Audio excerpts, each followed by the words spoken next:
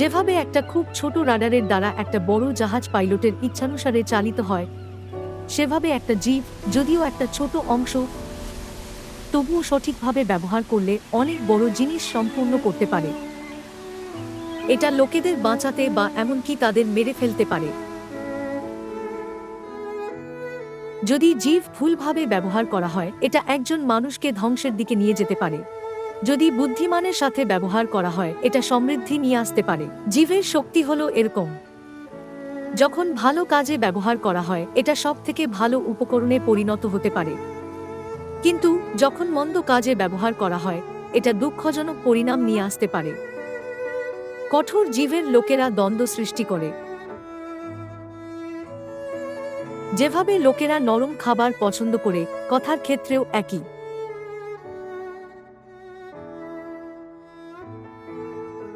ঈশ্বরের অনুগ্রহময় বাক্যের দ্বারা আপনারা অনন্ত জীবন পেয়েছেন। আপনার জীবকে ভালো কাজে এবং ঈশ্বরের সেবায় ব্যবহার করা উচিত, যিনি আপনাকে এটা দিয়েছেন। আদিপুস্তক অনুসারে সৃষ্টির শুরু থেকে সর্প মিথ্যা বলার জন্য তার জীব ব্যবহার করেছিল। মিথ্যা জীবের দ্বারা ভ্রান্ত হওয়াকেও পাপ বলে বিবেচনা করা হয়। আপনাদের বিশ্বাসের কেন্দ্রে ঈশ্বরের বাক্য রাখা উচিত, কিন্তু পরীক্ষার সময় ঈশ্বরের বাক্যের থেকে নিজেকে ধার্মিক প্রমাণ করার বাক্য বেশি আকর্ষণীয় লাগে। মিষ্টি কথার দ্বারা প্রলোভিত হওয়া এমনকি খারাপ জিনিসকেও ভালো দেখায় এবং আপনাকে ঈশ্বরের বাক্য ভুলে যেতে পরিচালিত করতে পারে। তাই আপনাদের অবশ্যই সতর্ক থাকা উচিত। বচসা ও অভিযোগ শুরু করা হলো শয়তানের আমন্ত্রণ গ্রহণ করার মতো। অভিযোগ ও অসন্তুষ্টির কথা শোনা ঈশ্বরের প্রতি আপনার কৃতজ্ঞতাকে কমিয়ে দেয়। অভিযোগে ভরা একটা কথা শুধুমাত্র আপনার পাশে থাকা একজন ব্যক্তিকে নয়, কিন্তু সমস্ত সদস্যদের অভিযোগকারীতে পরিণত করতে পারে। আপনাদের সেই অভিযোগকারী জীবকে অনুসরণ করা উচিত নয়, যা ঈশ্বরের বাক্যকে পালন করে না। ঈশ্বরের পুত্র ও কন্যাদের এমন কথা বলা উচিত যা অন্যদের গড়ে তোলে, খারাপ কথা নয় যা পরীক্ষায় নিয়ে যায়। যখন আপনারা আপনাদের উদ্ধারের জন্য ঈশ্বরের প্রতি কৃতজ্ঞতা প্রকাশ করেন, তখন সদস্যদের সুন্দর দেখায় এবং সত্যকে চমৎকার দেখায়। আমাদের সদস্যরা লোভী নয়, কিন্তু এমনকি একটি আত্মাও বাঁচানোর লক্ষ্য রাখে। তারা সত্যিই স্বর্গদূতের মতো, এর জন্য অনেক উৎসর্গ করছেন। আমরা স্বর্গরাজ্যে যেতে পেরে কতই না খুশি, যেখানে কোনো চিন্তা নেই। এইভাবে কথোপকথন করা সবসময় ভালো। তাহলে আপনারা সবাই আরো বেশি চিন্তা করবেন, আমি সত্যিই খুশি। কোমল জীব বলতে এটাই বোঝায়।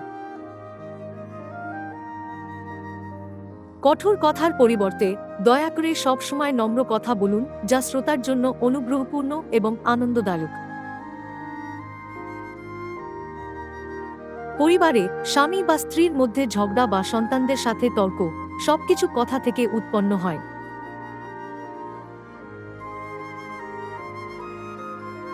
সামাজিক জীবনে এবং বিশ্বাসের জীবনে নম্র ও অনুগ্রহপূর্ণ কথা বলা, যা অন্যের রাগকে প্রশমিত করে, হলো একটি প্রেমের কাজ।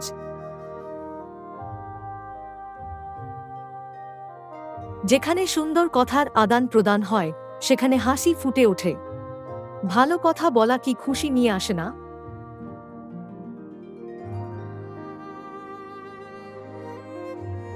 এখন আপনাদের জীবকে ঈশ্বরকে খোঁজা উচিত, তার প্রতি আশা রাখা উচিত এবং তার কাছে অনুতাপের প্রার্থনা উৎসর্গ করা উচিত। কর আদায়কারী অনুতাপের প্রার্থনা করেছিল, যেখানে ফরিসি নিজের বিষয়ে গর্ব করেছিল। একটা জীব এমন প্রার্থনা করেছিল যা উদ্ধার নিয়ে আসতে পারেনি, এবং অন্য জীব এমন প্রার্থনা করেছিল যা ঈশ্বরকে প্রসন্ন করেছিল। ঈশ্বর কর আদায়কারীর নম্র প্রার্থনা গ্রহণ করেছিলেন, যার জীব নম্র ছিল এবং বলেছিল, আমি একজন পাপী। ঈশ্বরকে ধন্যবাদ দেওয়ার, তার কাছে ক্ষমা চাওয়ার এবং তার কাছে প্রার্থনা করার সময় হলো সেই সময় যখন আপনি আপনার জীবকে সবথেকে সুন্দরভাবে ব্যবহার করেন। যাদের তিনি প্রেম করেন এবং যারা তার বাক্য পালন করে, ঈশ্বর তাদের উত্তরাধিকার হিসাবে সুন্দর স্বর্গরাজ্য দেওয়ার প্রতিজ্ঞা করেছেন। সেটা এত সুন্দর হবে যে কোনো চোখ দেখেনি, কোনো কান শোনেনি এবং কোনো মানুষের মন কল্পনাও করেনি। যেহেতু আপনারা উদ্ধার পেয়েছেন, তাই আপনাদের জীবকে সবসময় আনন্দে ভরা কথা বলা উচিত। যেহেতু ঈশ্বর আপনাদের উদ্ধার দিয়েছেন এবং স্বর্গরাজ্যে প্রবেশ করার অনুমতি দিয়েছেন, দয়া করে অনবরত প্রার্থনা করুন, সমস্ত পরিস্থিতিতে ধন্যবাদ দিন এবং পিতা আনসাংহংকে অনেক মহিমা দিন এবং অনেক ভালো ফল উৎপন্ন করুন।